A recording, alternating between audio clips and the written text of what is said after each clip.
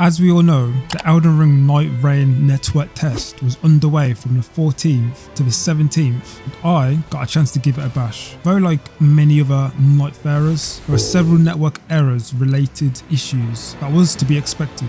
However, come join me on my mini expedition through Limveld during my time. Each match is around 45 minutes long, but for the brevity of this video, I edit things down. If you want me to upload the full run from start to finish, let me know. After loading in, here in the round table hold, things are looking a little bit different as you can see. It's had a little makeover to say the least, but we now have a feature that shows all places of interest by pressing on the touchpad. You can teleport to any one location within the round table hold for ease of access, such as character selection, I am always ready to fight, sparring grounds or relic rites, which are kind of like runes from Bloodborne. However, they are permanent upgrades you can equip for different attributes.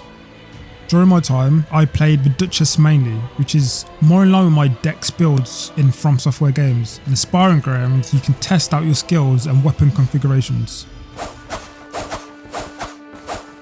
Expeditions is the meat of the game. This is Nightreign's matchmaking system that connects you to other players. And here, I searched for an expedition for the only boss available in this beta, Tricephalos, if I'm pronouncing that correctly. We all readied up, and then in a short cutscene we glided out into the procedurally generated world of Limveld.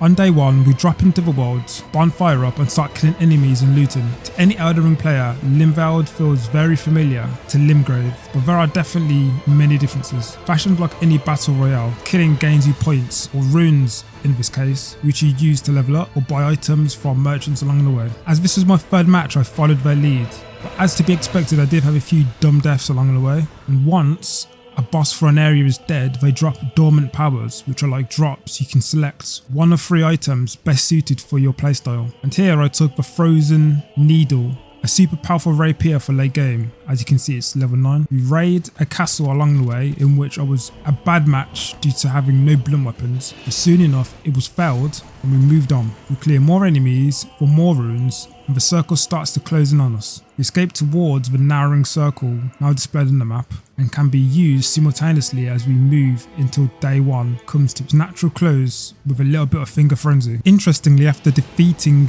those foes, the boss of day 1 appears, and to anyone who's played Dark Souls, this is a familiar boss from just before you went to Lost Izalith. He's not too bad a boss, he's just a little bit too jumpy for me, but a white fog brings us to the next day, day 2.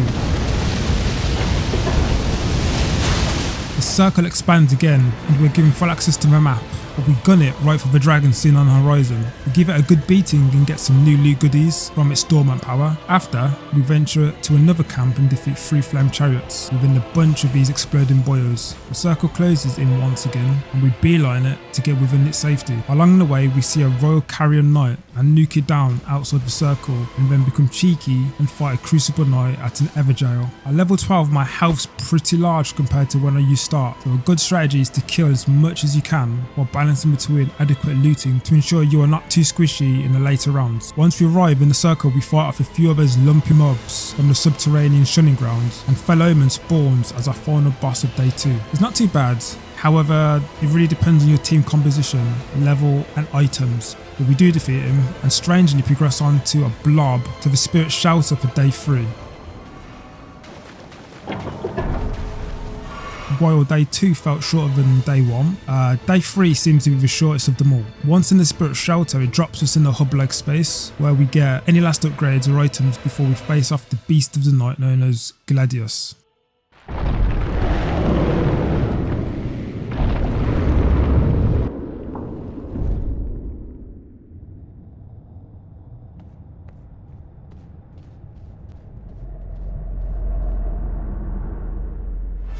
I cannot lie, this boss is the coolest of Nightreign so far, but it gives me mad Bloodborne vibes with the Watcher boss from the Cursed Chalice dungeons, the one where the bastard literally run-struts you the second you enter. But this boss does split up into 3 parts, which is a cool feature. I guess those who duo this boss might find this part tricky, but the moveset is a bit like Sith from Dark Souls, so most probably have an idea of what to expect. Once killed, it loads up the screen where we get our ritual rites for our characters, which will play nicely into all the characters said to be releasing at launch. I also get a thank you notice that basically ends the Nightreign Network Beta. It's short and sweet, minus the first session of waiting around for 3 hours for it not to work due to some fault with the PlayStation 5's network, because apparently it was working fine on Xbox. Still though, let me know how you found the beta if you was lucky enough to play it, or even what your overall sentiment is on this game thus far. As for me, as a From Software fan since the Atlas Demon Souls days, Nightreign appears to be not a typical From Software experience, but to say the least, I'm still looking forward to it nonetheless. And once again, just because this video is extremely short,